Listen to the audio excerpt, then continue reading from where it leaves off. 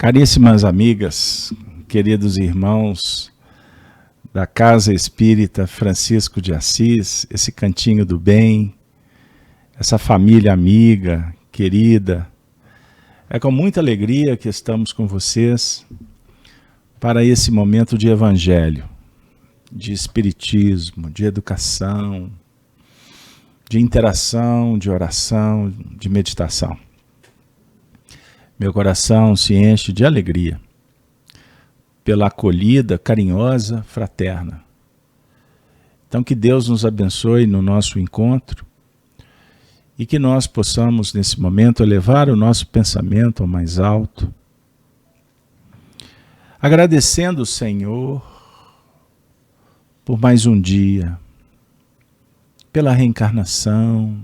Obrigado, Senhor, pela família, pela renovação, pela união,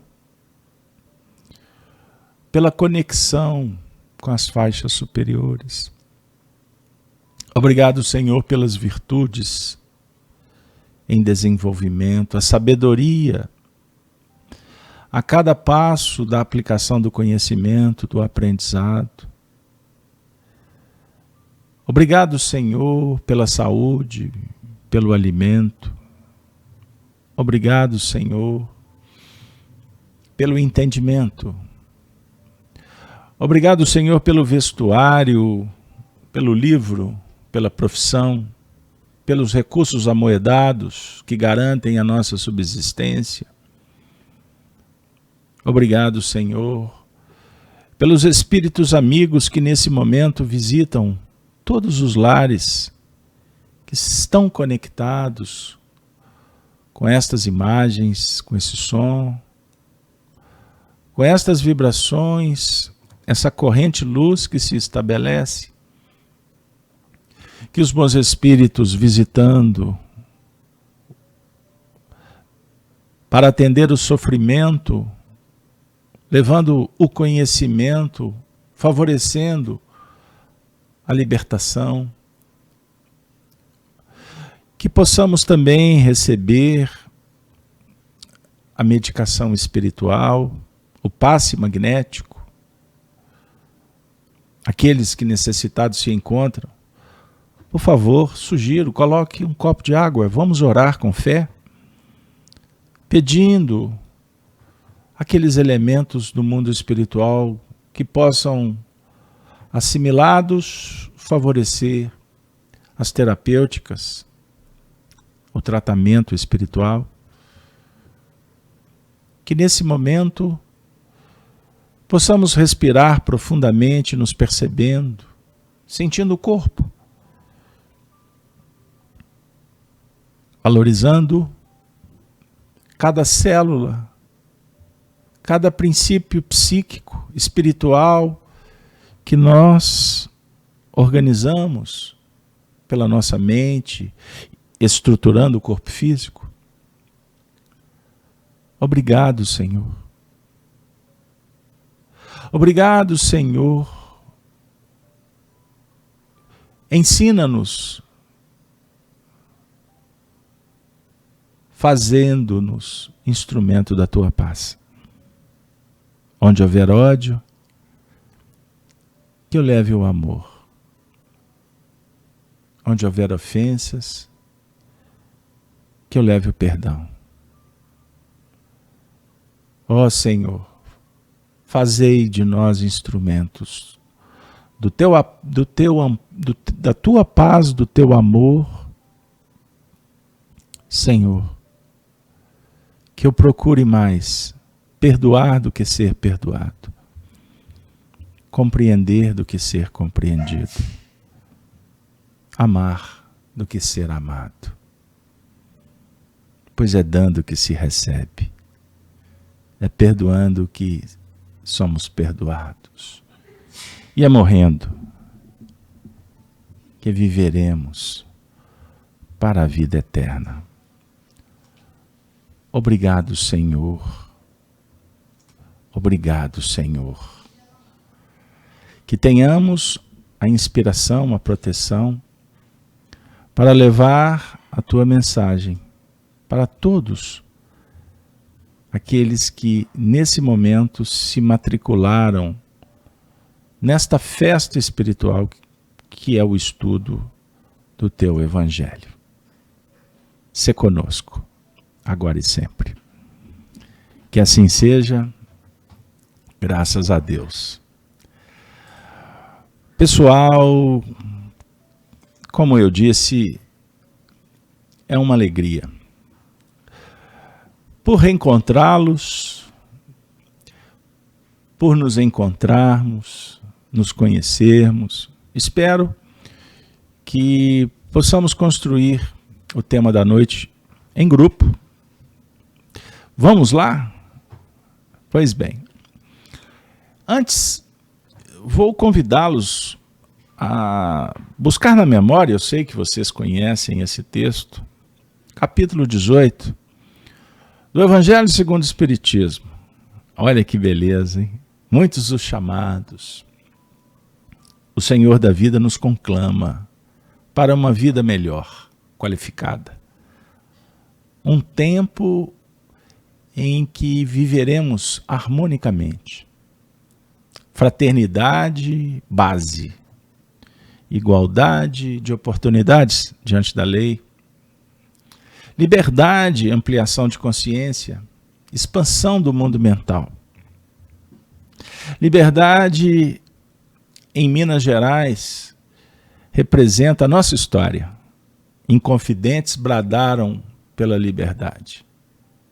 Um momento complexo. Sonharam com um mundo em que o Evangelho seria a base de sustentação do indivíduo, da família, da sociedade. Observem, 1789, a Inconfidência Mineira, a história da Revolução Francesa, o mundo caminhou. No ano de 1804, reencarna Hipólito Leon Denisard Rivaio, que ficou conhecido mundialmente como Allan Kardec, o codificador da doutrina dos espíritos. Ele foi um enviado por Jesus para trazer uma chave. E agora ela está sendo entregue para você, para nós. O Espiritismo. A filosofia moral do mundo moderno. Filosofia que dialoga com a ciência, que estuda as leis da natureza, portanto, leis da alma da evolução, que esquadrinha a alma que reencarna, vive os desafios na Terra, procurando cada vez mais unificar o mundo espiritual com o terreno. Não descola, cola, interage, intercambia. O espírita do futuro, cristão, pois seremos todos um só rebanho, olhem bem, hein? E não por proselitismo, mas por consequência. Christos, luz. Não estou tratando de religião. Religião cristã. Não. Para não confundir, porque existem outras religiões. A ideia é a religião natural. Parte do coração. Integração do indivíduo com Deus. Unidade. Unificação. E dialogando com o semelhante, encarnado ou desencarnado, formamos um só rebanho, uma só família, com diversidades, com individualidades, mas unificados pelo ideal de progredir, respeitando o direito do próximo. Olha que legal. Então, quando tu respeita o limite, a lei, a vida do outro, você está respeitando a sua. Olha que beleza. Da mesma forma que interagir com a lei divina no mundo interno propõe o mesmo com a dinâmica operacional das relações. Um novo mandamento vos dou, que vos ameis uns aos outros. Essa introdução, para que a gente possa lembrar de Kardec, representante de Jesus entre nós, no capítulo 18, muitos dos chamados, ele traz a parábola do festim de bodas. E Allan Kardec comenta com uma frase extraordinária, dizendo: Jesus compara o reino de Deus a um festim de bodas. Tudo é ventura e alegria. É uma festa.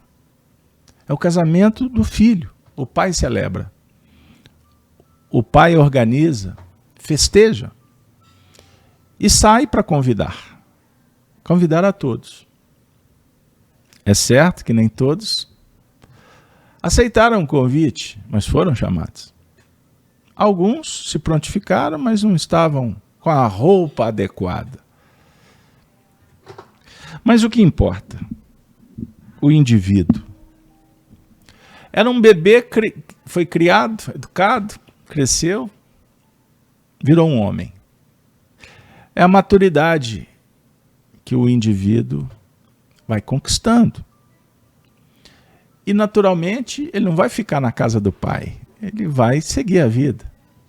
Ele vai conhecer uma dama, vão formar um casal, uma nova família. Não é assim que funciona? Desde que o mundo é mundo? Por mais que o homem queira mudar, mas é a base. Assim tudo começa, relação.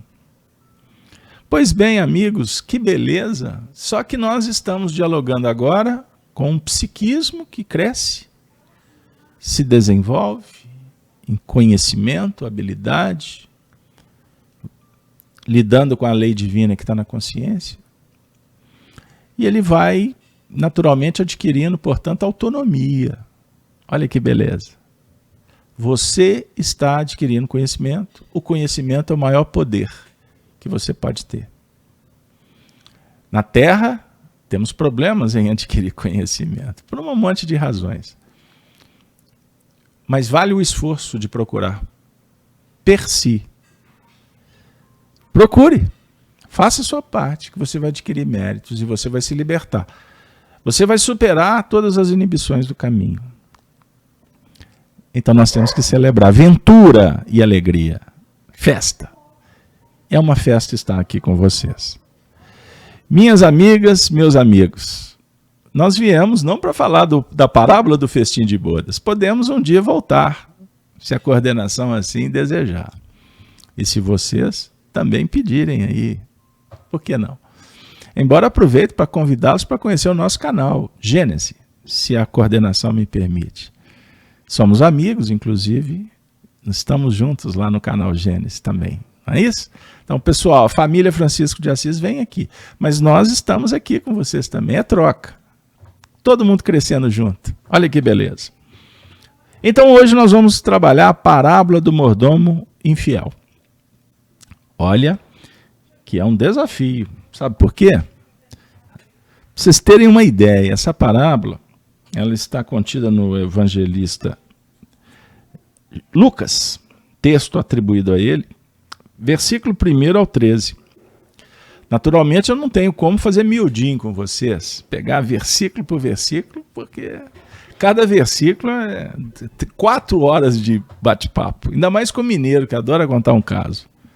Mas vamos tentar usar uma didática que possa favorecer. Beleza? Eu disponibilizei aqui para vocês um PDF para a gente fazer a leitura junto. Bora lá?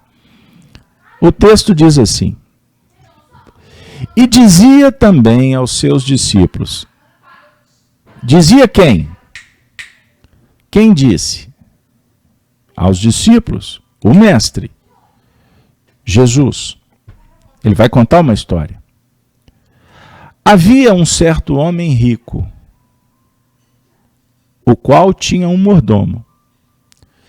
E este foi acusado perante ele de dissipar os seus bens. Então, o mordomo era o administrador da riqueza de um homem rico. E ele, chamando-o, disse-lhe: Que é isso que eu ouço de ti? Presta contas da tua mordomia, porque já não poderá ser mais meu mordomo. Entre outras palavras, delataram o mordomo. Olha, esse gerente seu aí está pisando na bola contigo.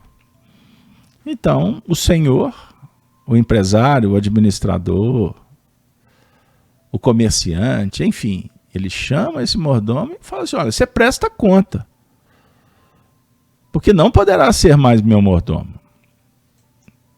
Ele está praticamente despedindo o homem, não é isso?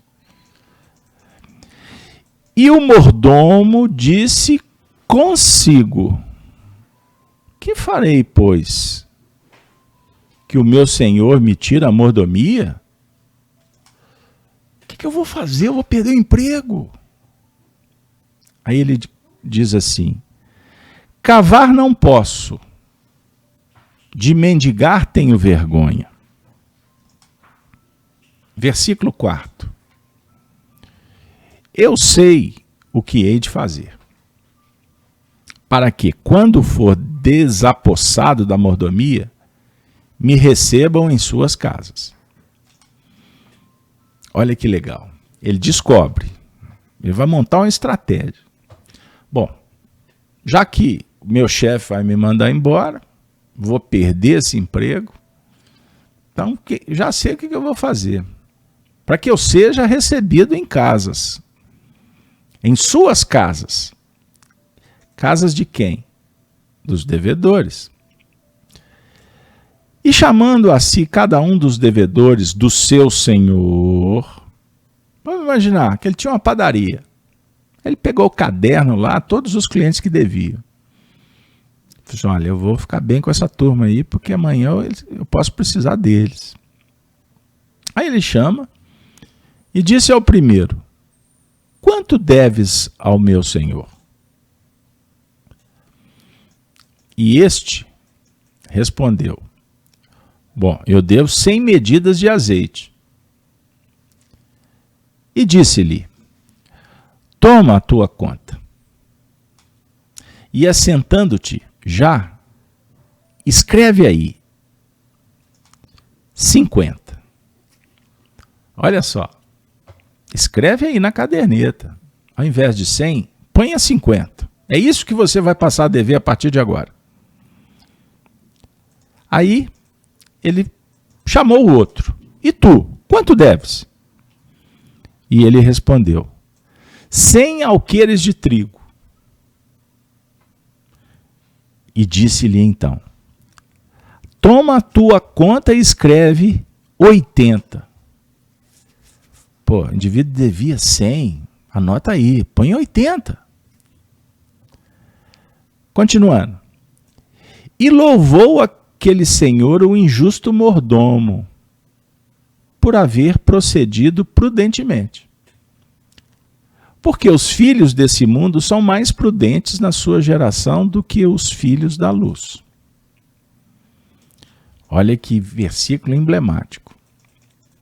Continua dizendo, eu vos digo, granjeai amigos com as riquezas da injustiça, para que, quando estas vos faltarem, vos recebam eles nos tabernáculos eternos. Continua Jesus, quem é fiel no mínimo, também é fiel no muito. Quem é injusto no mínimo, também é injusto no muito. Pois, se nas riquezas injustas não fostes fiéis, quem vos confiará as verdadeiras? E, se no alheio não fostes fiéis, quem vos dará o que é vosso? Nenhum servo pode servir a dois senhores. Porque ou há de aborrecer a um e amar ao outro, ou se há de chegar a um e desprezar ao outro. Jesus conclui com essa frase que é tão conhecida, tão estudada, possivelmente pouco praticada. Não podeis servir a Deus e a Mamon. Amigo, amiga, leio essa última frase lembrando de Francisco de Assis, quando no século XIII falara para Inocêncio III Papa: não podeis servir a Deus e a Mamon. Ali Francisco depositava sua fé, sua fidelidade ao Santíssimo Papa, mas ao mesmo tempo falava da verdade, expressava a justiça com bondade, com pureza d'alma, e tocou profundamente o Santo Padre, usando uma expressão católica, reverenciando aquele que é a autoridade máxima da Igreja Católica. Então é só um dado histórico para que a gente possa meditar. Pois bem, amigos, nós vamos, de uma forma bem ligeira, adotar uma técnica com vocês. Eu não vou fazer uma interpretação filosófica de toda a parábola num contexto geral, pois o nosso objetivo também é contribuir, é auxiliar, é estimular para que vocês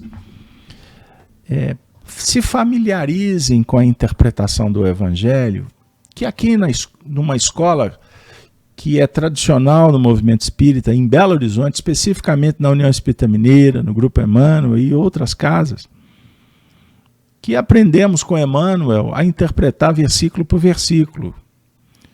E em Minas, carinhosamente, nós chamamos do estudo do miudinho. Nos anos 2000, nós participamos do movimento e de adesão da FEB, Federação Espírita Brasileira, em parceria com o que foi levado pela União Espírita Mineira, na adequação deste tipo de trabalho, dessa metodologia de interpretação, e os primeiros ensaios foram adequados às apostilas da FEB, do Estudo Sistematizado da Doutrina Espírita, com o título de o EAD, Estudo Aprofundado do Evangelho. Olha aí. Que é uma interpretação, numa linguagem mais clássica, é o estudo do Evangelho à luz da doutrina espírita. Aí ficou encorpado, doutrinário, não é mesmo? Aí tem um glamour intelectual, enfim. Mas aqui em Minas, nasceu com esse apelido, miudinho. Então, como eu estarei agora trazendo uma dica dada por aquele que se tornou um professor de um grupo, e me refiro a José Damasceno Sobral, que por sinal existe um material que vocês vão achar na internet aí, intitulado Evangelho por Sobral. Sobral se tornou um professor para as interpretações do miudinho. E dessa escola surgiu vários corações, vários companheiros. Dentre eles, os irmãos Abreu. Me refiro a Lúcio Abreu, a Oswaldo Abreu e a Honório Onofre de Abreu, que eu tive a honra de conviver com os três.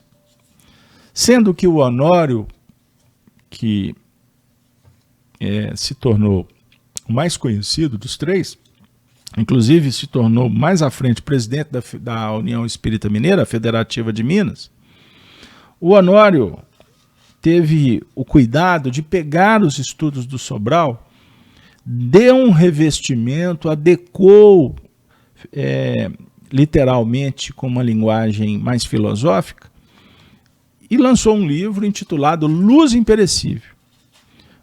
Conto esse fato porque é um dado histórico. Então nós temos que dar a César o que é de César. Então, se vocês acessarem os dois materiais e compará-los, vocês vão constatar o que eu estou dizendo. Não tem nenhuma invenção. Qualquer história diferente, me desculpem, mas é por aquele caso, né? Quem conta um conto aumenta ou diminui ou inverte os pontos. Pois bem, então eu vou trazer para vocês, numa primeira oportunidade e me coloco à disposição de voltar e fazer posteriormente com outras passagens, caso entendam que seja importante. Então eu vou trabalhar de uma forma bem objetiva e didática todos os versículos. Então eu vou trazer o comentário e essas dicas feitas pelo Sobral. Dica, anote aí. Se você gosta de estudar o Evangelho e quer pegar macetes, encurtando aí procedimentos. Beleza, pessoal? Então vou lá. Primeiro versículo. E dizia também aos seus discípulos, Jesus, não é isso? Havia um certo homem rico, o qual tinha um mordomo. E esse foi acusado perante ele de dissipar os bens. Bom, nesse primeiro versículo, eu vou dar 4 dicas. O texto está falando de um homem rico. Vamos tentar interpretar ao nível da doutrina espírita, usando os princípios básicos da doutrina espírita. Quem poderia ser o homem rico que Jesus se refere? Lembrando que é Jesus que está contando a história. Bom, o homem rico é Deus. Vocês concordam? Ah, mas ele não é homem, ele é espírito. Não, mas a história é uma parábola. Atemporal. O conteúdo para se explorar. Vejam bem, a parábola, ela funciona de uma forma muito especial, como se fosse um livro que vela um conteúdo. E revela no momento certo, com aqueles que se aproximam. Por isso, o símbolo vem ao mundo aguardando que o homem cumpra o seu papel quanto humanidade. À medida em que ele se desenvolve, conhece, estuda e pratica a lei divina, o que estava velado passa a ser revelado. Beleza, pessoal? Então, eu vou dar algumas dicas e no final depois a gente amarra as ideias. Continuando. O homem rico, Deus. E o mordomo? É um outro sujeito do versículo. O mordomo pode ser eu, pode ser você, pode ser ele. Ele quem? O próximo. Bom, nós vamos nos deparar com a expressão acusado. Então, o homem ou o mordomo, que pode ser eu, você ou ele, foi acusado. Acusado por quem na parábola? Pela própria consciência. Aonde está esculpida a lei divina? Não é na consciência? Então toda acusação, ela propõe um diálogo com a consciência. A consciência pode aceitar ou não. O que nos importa é estarmos diante desta manifestação. O que eu quero dizer? Nós estamos estudando o Evangelho para aprendermos a aguçar os nossos ouvidos para ouvir a voz de Deus, que se revela pela consciência.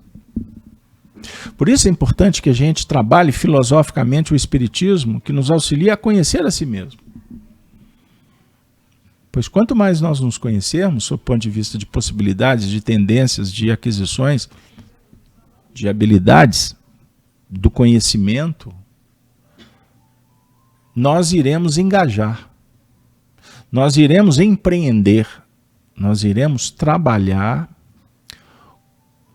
dando mais atenção ao que a consciência propõe. Porque nesse cenário nós vamos desenvolver as intenções, gerando pensamentos. E o pensamento, na cadeia evolutiva, sob o ponto de vista do psiquismo, Emmanuel dá uma bela dica no livro Pensamento e Vida. Reflexo, esboça emotividade, emotividade plasma a ideia determina a palavra, a atitude, a palavra e a ação. Então nós precisamos de entender esse mecanismo. Como é que funciona? Então, Jesus está propondo essa parábola para falar desse mordomo que foi acusado pela sua própria consciência. Perante ele, de dissipar os seus bens. Então a consciência estava acusando de dissipar os seus bens. Bom, os bens de quem? Não é do homem rico? Então, no caso, dissipando os bens de Deus. Quais são os bens? Os bens que estão nas nossas mãos para administrar, sob o ponto de vista divino. Primeiro, a vida. Aí vem a pergunta. Estamos administrando bem a vida? O tempo. O tempo é o senhor dos destinos. Nós estamos trabalhando bem nesse investimento do tempo? Somos senhores do tempo ou escravos do tempo? Em terceiro, oportunidades. Estamos administrando bem ou dissipando as oportunidades que nos visitam? Eu falei para vocês que é um desafio interpretar o Evangelho com Sobral, com essa turma aí, todos inspirados por Emmanuel, pois fazem parte da equipe. Não esqueçam disso. Vamos para o versículo 2. E ele, quem? Chamando-o, disse-lhe. Ele quem? O homem rico. Chamou quem? O mordomo. E disse-lhe, que é isso que ouço de ti? Presta contas da tua mordomia, porque já não poderá ser mais meu mordomo. O verso 2 é a própria vida que nos pede contas, através de testemunhos. Chamada aferição de valores. Não é Deus que te pede contas. Não, é a vida. Olha que beleza. A vida o tempo todo nos oferece desafios. E filosoficamente o desafio, o problema, é o medidor da nossa competência, da nossa condição de resolver ou não. Sabe aquele problema que se arrasta e que não tem fim? Significa que existe um medidor que está nos dizendo que precisamos dar mais atenção. Investir, preparar, se adequar, se sujeitar quando necessário for, para chegar no ponto principal. Bom, então a própria vida que nos pede contas. Então, se nós, como mordomos, somos depositário dos bens de Deus. Então a vida está nos pedindo contas, pois somos depositários do quê? Dos bens de Deus. Falamos no versículo anterior.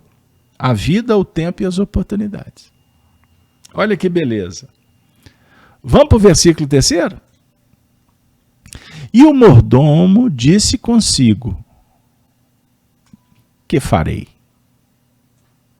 Pois que o meu senhor me tira a mordomia, cavar não posso, de mendigar tenho vergonha.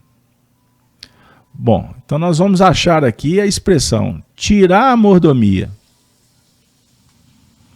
Tirar a mordomia é o mesmo que retirar certas facilidades, privar de algo. Observe. Eu não disse que precisamos de administrar melhor os bens? Então, em determinados momentos, a consciência está dizendo, abra mão de facilidades, priva-te de algo. Olha só, hein? E vocês já observaram como nós temos dificuldade de aceitar? Obediência e resignação do Evangelho segundo o Espiritismo é um diálogo interior. Nós somos muito prontos para receber e pouco dados a dividir, a diminuir. É mais ou menos por aí. Certa feita, um espírito, um benfeitor amigo, me disse assim: a matemática que nos importa, sob o ponto de vista moral, não é de multiplicar e de somar, e sim diminuir e dividir. Pois com Francisco de Assis é dando que se recebe. Perceberam? Olha que beleza, hein? Bom, aí nós vamos encontrar a expressão cavar. Para cavar, não tinha condições. Por que ele não tinha? Porque cavar significa ter que usar ferramentas, não é fácil lidar com a terra. Ele era um intelectual.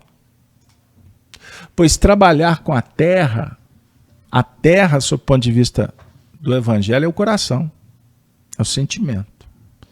Nem sempre a intelectualidade se dispõe. Olha aí. Aí vem a segunda expressão. Mendigar tenho vergonha.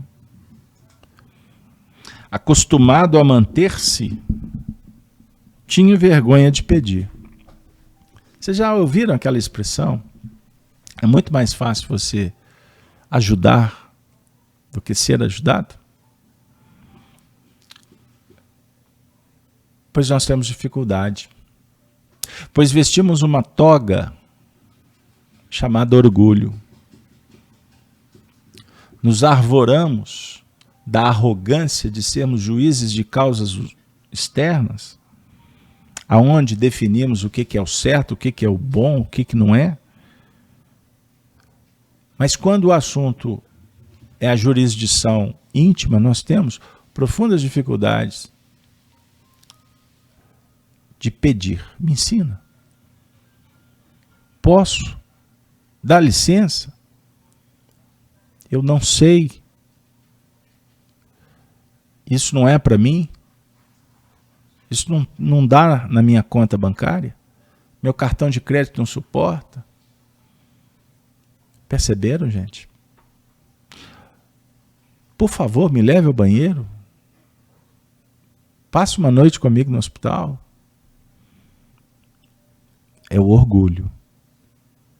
E, aliás, para estudar Evangelho, o assunto orgulho, nós vamos lembrar da expressão utilizada por Emmanuel no livro A Caminho da Luz sobre o povo hebreu. As 4 raças que auxiliaram na organização planetária, os hebreus se caracterizavam pelo orgulho e pela rebeldia. Quantos milhões ainda estamos matriculados na Terra, alimentando o orgulho que trouxemos de outros mundos? Pessoal, o grande lance, quando estamos doentes, é aceitar a doença. E segundo, aceitar a ajuda de Deus. Terceiro, pedir. E depois se manter consciente que a doença possa voltar. Então temos que precaver. Vamos para o verso 4? Olha só que são 13, hein? Eu vou diminuir os comentários, porque senão não vai dar tempo. Eu sei o que hei de fazer, para que quando for desapossado da mordomia, me recebam em suas casas. Esse versículo 4 diz assim para a gente.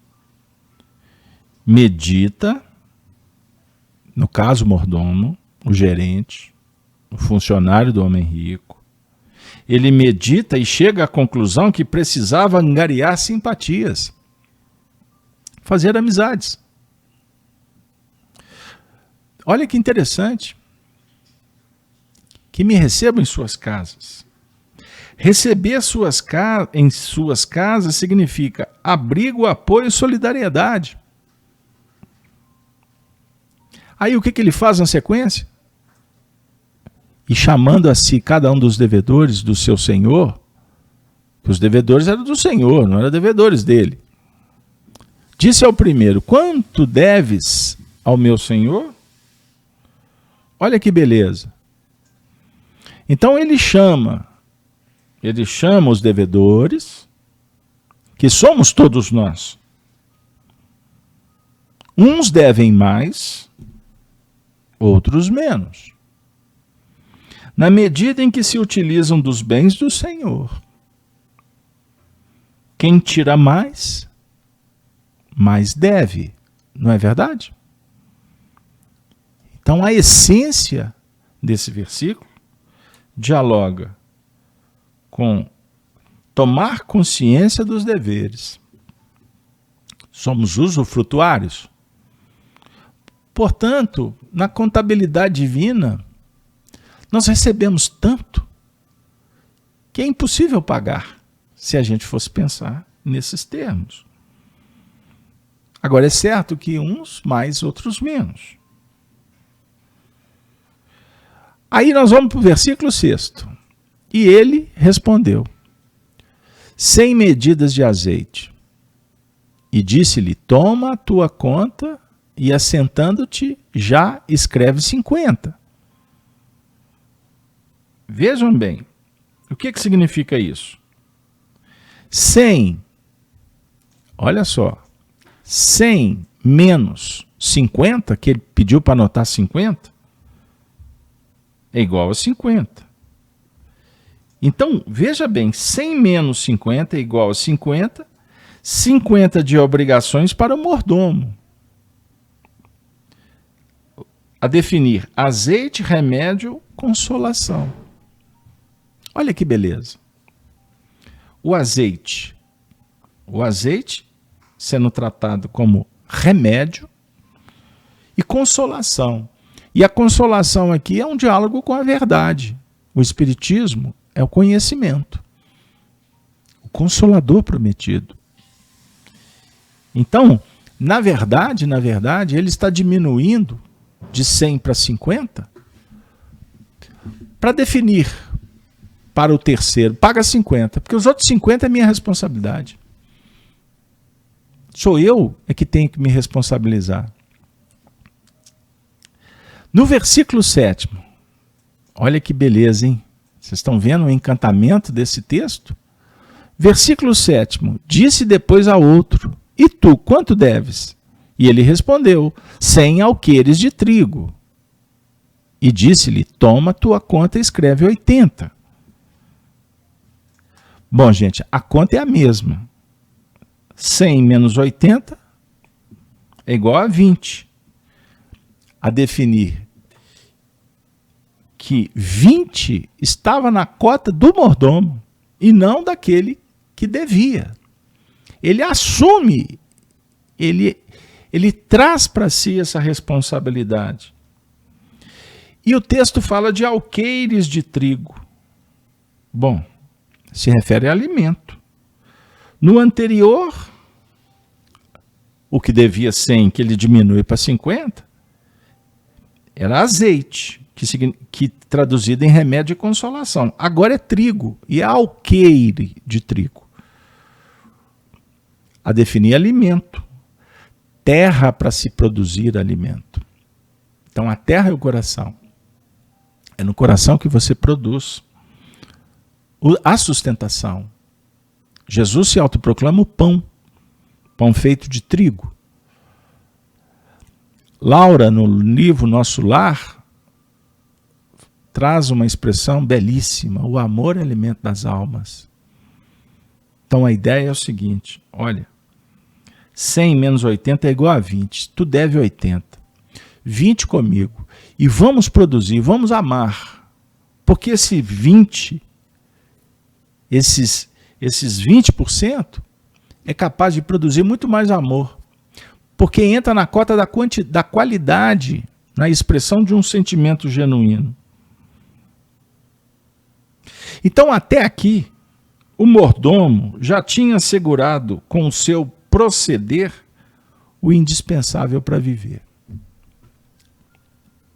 Ele não estava interessado com o supérfluo. Ele tinha que fazer a administração para o seu senhor. Então, já que a história estava complicada, era o mesmo que dizer assim, olha, eu estou garantindo aqui a base para o senhor continuar tocando o empreendimento. Porque não adianta cobrar tudo se o indivíduo não pode pagar. Então ele faz uma negociação. Aí nós vamos partir para o versículo 8º. Qual é a consequência dessa administração? E louvou aquele senhor, o mordomo, o injusto mordomo, por haver procedido prudentemente. Porque os filhos desse mundo são mais prudentes na sua geração do que os filhos da luz. Esse versículo nós temos que tomar cuidado, porque senão ele confunde. Que história é essa? Que história é essa? Filhos desse mundo são mais prudentes do que os filhos da luz. Bom, vamos com calma. O Senhor louva, reconhece a desonestidade? Não. A prudência do mordomo infiel. Então o diálogo é com a prudência. Porque foi feito um planejamento a partir de uma ideia, de uma inspiração. Vamos rever os conceitos. Vamos entrar numa nova era. Vamos diminuir gastos. E no empreendimento de uma empresa gerida com competência, é necessário aprender a gastar bem. Não é gastar mal. O que vem a ser gastar bem? Bom, você tem 10. Você tem que gastar 7. Por que não gastar 5? Então, você vai gastar 5 abrindo mão de supérfluo. Porque tem um gasto que é da manutenção, não tem como. Você tem que pagar a luz. Então, vou diminuir o tempo no banheiro, no chuveiro, sabendo que chuveiro, ferro elétrico, isso aí tu sabe, né? Consome bem, na verdade. Então, não dá para banho de 20 minutos. 7 minutos é suficiente. Não é? Aí no sul, hein? O pessoal aí do Francisco de Assis, na época do inverno, chuveiro Lorenzetti, hein? Cuidado, você tem que sair correndo atrás da água. Vai rápido, é melhor. Ele está, portanto, reconhecendo a competência da administração e a fidelidade. Porque vendo tudo perdido, o mordomo providencia um meio de salvar-se. Inclusive, ele tinha que salvar, porque ele ia perder o emprego. O homem rico disse que ele não ficaria. Então, ele tinha que adotar um sistema de preservação, de cuidado, para perpetuar, para ter longevidade, para se salvar dos escombros, da tempestade. O mesmo nós podemos fazer. Podemos ou não? Sob o ponto de vista filosófico da nossa vida. Sendo misericordiosos com aqueles que nos devem algumas coisas. Porque na realidade nada temos de material. Pois tudo é de Deus. Somente detemos, vejam bem, provisoriamente os bens divinos. Então a dica, o Sobral colocou aqui para a gente, vale a avaliação. Né? Ser misericordioso, sempre,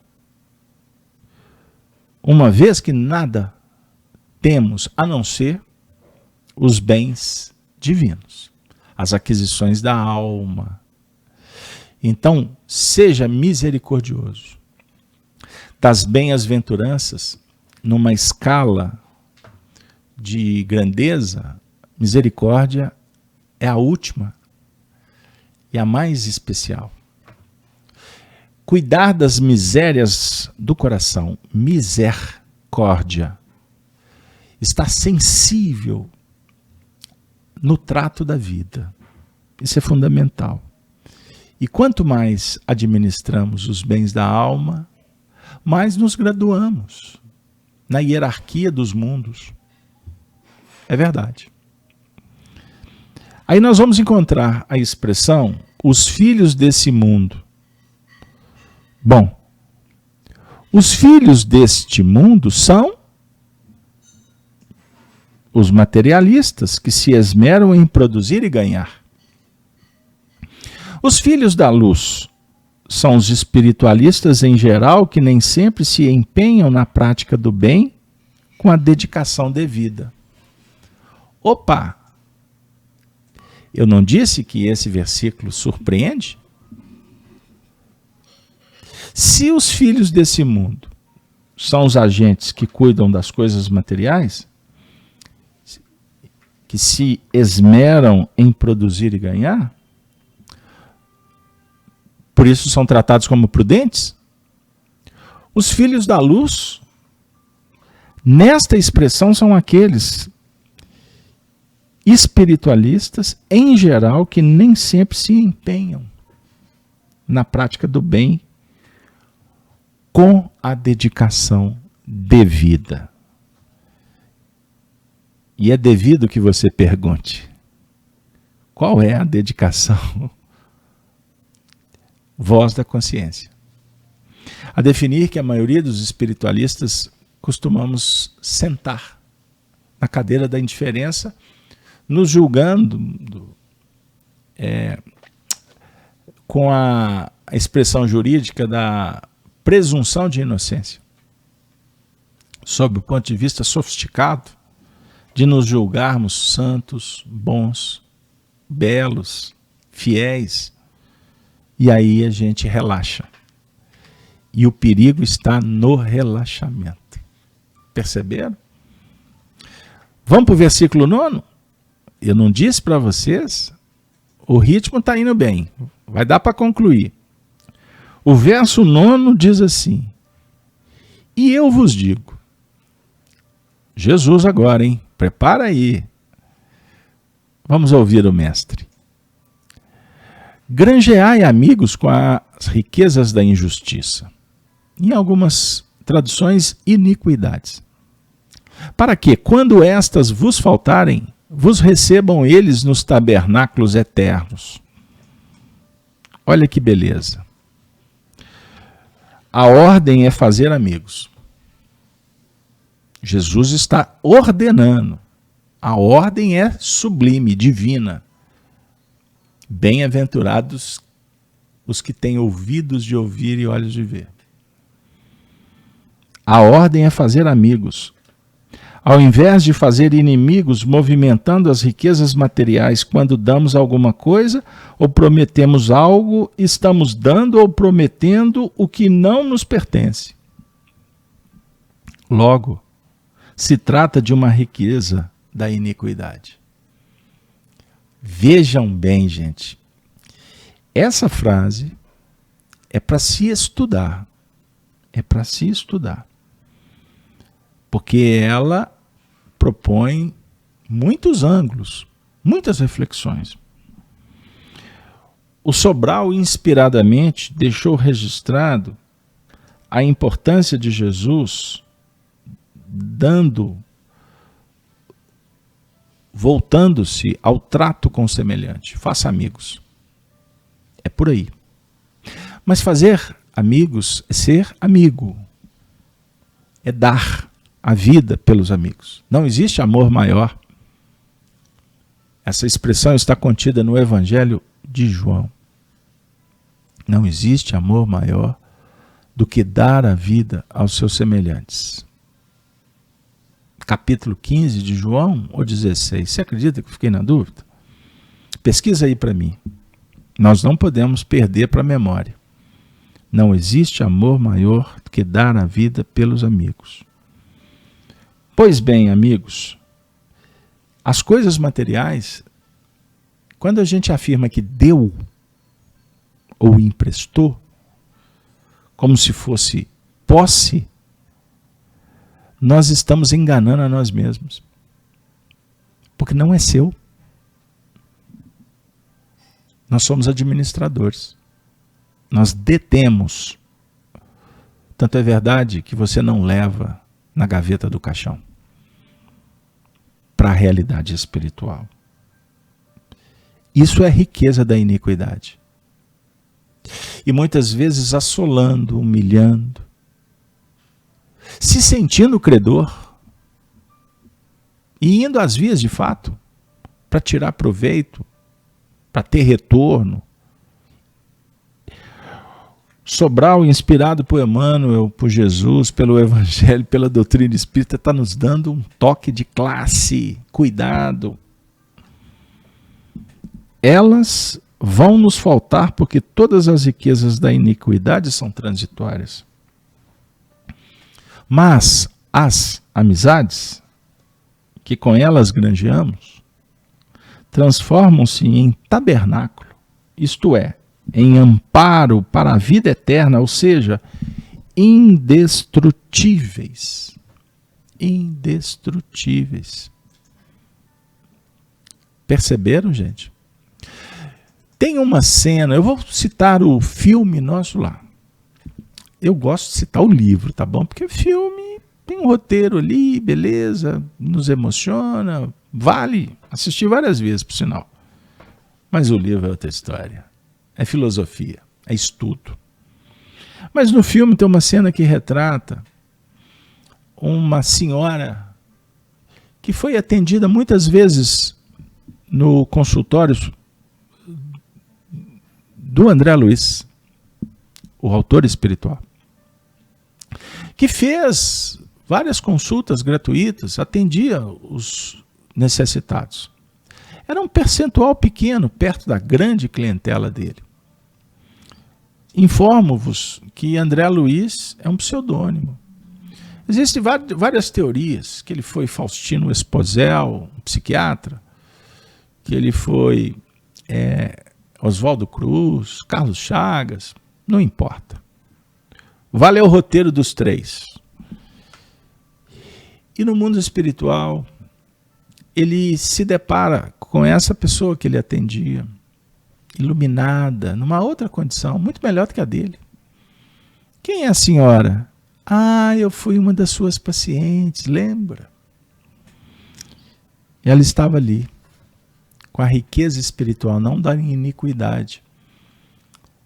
Porque muitas vezes nós julgamos fazer amigos, mas na verdade nós estamos apenas compartilhando gozos, alegrias, tristezas, no ambiente profissional, social, em alguns casos sendo apenas cúmplices das imperfeições, não somos amigos. Por isso é que as tribos que fomentam o status quo, a sociedade, o corporativismo, elas dissolvem, é porque é transitório. Amanhã não adianta você ser o togado que ganha tanto, o empresário amoedado, reconhecido, aplaudido, bajulado. Amanhã todos nos veremos na mesma condição de espíritos, que não teremos mais a matéria que julgamos ser possuidores. E o que vai nos restar? As riquezas da iniquidade ou as belezas dos céus, os tesouros imperecíveis. Essas riquezas da iniquidade, elas vão nos faltar, porque todas as riquezas da iniquidade são transitórias. Mas as amizades que com elas granjeamos, transformam-se em tabernáculo, isto é, em amparo para a vida eterna, ou seja, indestrutíveis. O que o nosso amigo está sugerindo? Que a gente valorize as coisas da terra. Não despreze. Muito menos o dinheiro que está na sua mão. É para usá-los. Fazer circular o bem comum. Aí o ouro se torna vivo. O dinheiro moral. A posse intelectual. E nós vamos contribuindo para a nossa evolução, sob o ponto de vista do bem administrar com Jesus, e ajudando aqueles corações que estão próximos da nossa responsabilidade de alguma sorte, que eles possam também se descobrirem como espíritos e que trafegam no mundo, e precisamos aprender com o mundo, mas sem ser do mundo, sem ser do mundo. Vamos para o versículo 10º? Jesus diz: quem é fiel no mínimo também é fiel no muito. Quem é injusto no mínimo também é injusto no muito. Reflexão. Devemos ser fiéis no mínimo, a fim de que o muito nos seja confiado. Tudo é uma questão de disciplina, de condicionamento. Quem é injusto, no mínimo, por causa do egoísmo, da ganância, é injusto no muito. A lei prevalece tanto na terra como no plano espiritual. Educadores, diante dos filhos, dos alunos, observem os menores gestos da infância, pois eles podem se tornar, se não forem bem conduzidos, aprimorados, lapidados, pode se transformar amanhã num painel de sombra. Sob o ponto de vista de uma relação, a infidelidade, no mínimo, é a base para os fenômenos do futuro, que podem se tornar gigantes. Isso nos conclama a refletir sobre os nossos menores desejos, nos despretensiosos comportamentos, nas intenções. Cuidado, cuidado, porque afirma Emmanuel que um pingo de sombra pode se tornar um painel de treva. Um relacionamento que se deteriora, muitas vezes começou com despretensiosos comportamentos, que vão nos descolando dos princípios que assumimos antes de nos aportarmos na Terra. Não falo de relacionamentos da carne, transitórios, sem compromissos morais, éticos. Não. Eu estou falando dos relacionamentos que nós consorciamos, que nós abraçamos e que passamos a ter responsabilidade em cada gesto, em cada obra. Pois somos livres para pensar. Nada nesse mundo tira a tua liberdade. Nada. Nem a pior ditadura dos tiranos. Nada. Brado inconfidente. Confidências? Não. Inconfidências. Mineiras. Nada te impede de ser espírito. Podem impedir de exercer esta ou aquela função. Ok. Pode te trancafiar. Mas Sócrates disse: prenda o meu corpo, jamais a minha alma, meus sonhos, meus ideais. Lembrem que nós somos livres para pensar, para escolher e para pagar o preço. Toda escolha. Somos livres, mas depois nos tornamos escravos da obra realizada. Conhecereis a verdade, disse Jesus, e a verdade vos liberta. É a ampliação da consciência. Nessa mesma trajetória de ensinamentos, contida no Evangelho de João, Jesus também afirma: mas quem comete o erro é servo do erro, é escravo. Na expressão da Bíblia, pecado, mas é a imperfeição moral, que só é reparada pelo ato do dever moral que modifica o painel. Você não tem que pagar a conta. Estudemos o livro Céu e o Inferno segundo o Espiritismo, na sua primeira edição. Essa quarta que está por aí tem algumas mudanças. Vai na primeira, publicada por Kardec. Superamos, a expiação é tirar de dentro valores para superar a imperfeição, implementando novos hábitos e mudando o destino. Pois bem, amigos, o verso 11 agora tem que ser rápido. Pois se nas riquezas injustas não fostes fiéis, quem vos confiará as verdadeiras? Vou trazer o Sobral de volta, hein? O Sobral está nos visitando espiritualmente. Tudo que o homem adquire, quer no campo objetivo, material, quer no campo subjetivo, espiritual, depende da vida, do tempo e das oportunidades. Vida, ação, tempo, paciência e perseverança. Oportunidades, as circunstâncias pelas quais a vontade de Deus se manifesta. Olha que beleza. Se não somos fiéis lidando com as riquezas materiais que não nos pertencem, quem nos confiará a aquisição dos bens permanentes, intransferíveis, como as virtudes? Olha que beleza. O quem, sob o ponto de vista da relação, um terceiro. Mas vou mergulhar. Sobral, dá licença. Peço vênia. Vamos falar do mundo íntimo? Pense nisso. Nós temos que ser fiel em tudo, nos princípios, nas crenças. Isso é fundamental. Se não somos fiéis lidando com as riquezas materiais que não nos pertencem, quem nos confiará as aquisições dos bens permanentes? Vou dar uma dica para vocês. Para interpretar a parábola, nós temos um professor, Caibá Schutel. Vocês conhecem?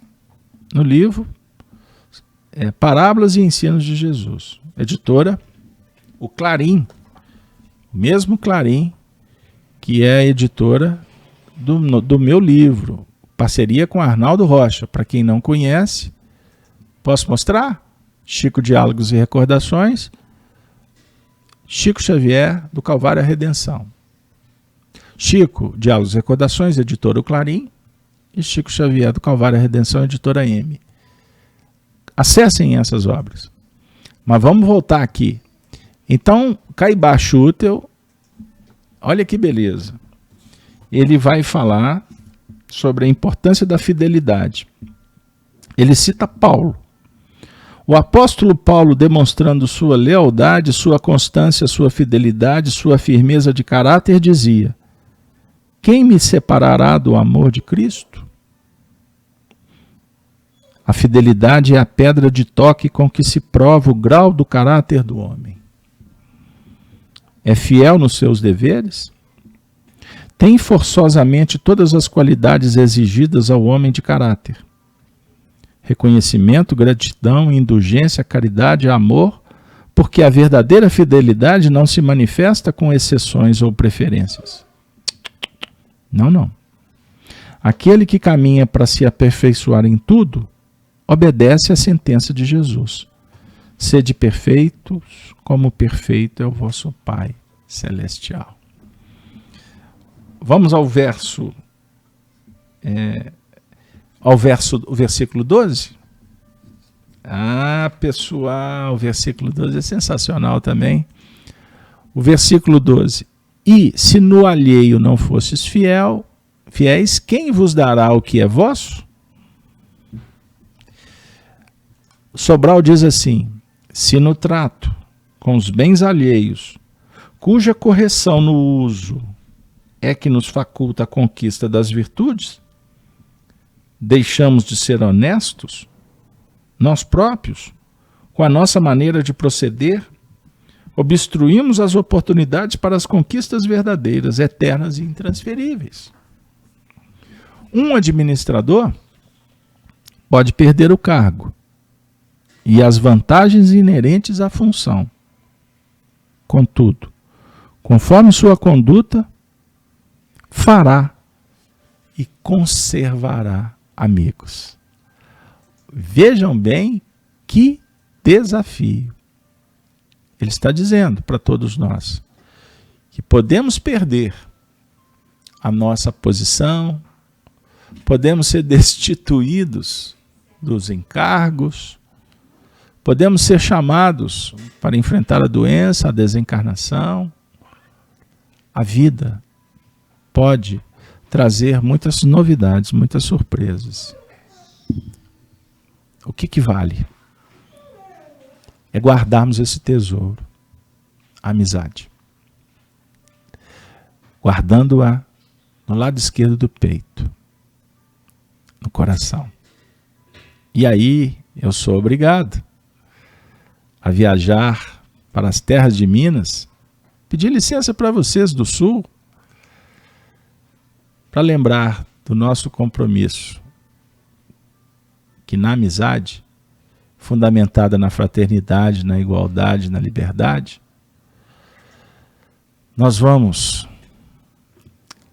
extraindo o ouro das virtudes, da vivência profunda, das experiências marcantes, que nós levaremos para sempre.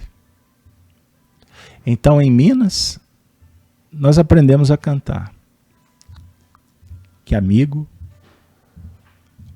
é para se guardar, do lado esquerdo do peito.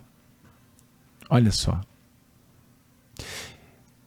Que nós possamos valorizar os nossos amigos. Pois agora vou para o Vinícius, que diz que amigo não somos nós que escolhemos, eles é que nos escolhem. A definir que nós comprovamos os reais amigos, aqueles que nos socorrem, que nos apoiam, que nos inspiram, principalmente nas horas ruins. Porque nas festas do mundo, na administração das posses efêmeras, nós julgamos tê-los. Mas a sabedoria indica que se conta nos dedos, principalmente quando envelhecemos, quando os anos passam, e a gente identifica realmente aqueles que ficaram no fundo do peito. Amigo é coisa para se guardar do lado esquerdo do peito. Espero que esta mensagem possa dialogar conosco sempre, para que não sirvamos a dois senhores. Sirvamos a Deus, em espírito e verdade. E com os amigos espirituais, aqueles que nos tutelam, aqueles que nos inspiram, os cristãos dos primeiros dias, dos tempos de Jesus, apostólicos, dos testemunhos, que foram fiéis até o fim, deram a vida para que o Evangelho chegasse aos nossos dias, nós vamos nos despedir com eles, dizendo: Ave Cristo, Ave Cristo. Os que aspiram à glória de servir em teu nome, te glorificam e saúdam. Ave Cristo. Muito obrigado aos amigos do grupo Francisco de Assis. Que Deus vos abençoe, que todos possamos continuar nessa batalha tão importante dos testemunhos pessoais nesse mundo tão complexo, de guerras silenciosas ou reveladas, de confusão acadêmica, de disputas de verdades, de censuras descabidas, de ditaduras disfarçadas. É verdade. Que nós possamos fazer muita prece e sermos como aqueles cristãos que foram moderados, que foram conscienciosos, que foram amigos, mas que foram firmes, sem negociar com as imperfeições, eles foram até o fim e deram a vida pela verdade. Que Deus, então, nos abençoe e que nós possamos continuar juntos na divulgação da mensagem do Evangelho. Valeu, pessoal, até a próxima, se Deus quiser, e Ele há de nos permitir retornar para conviver com essa mensagem belíssima do Evangelho. Muito obrigado.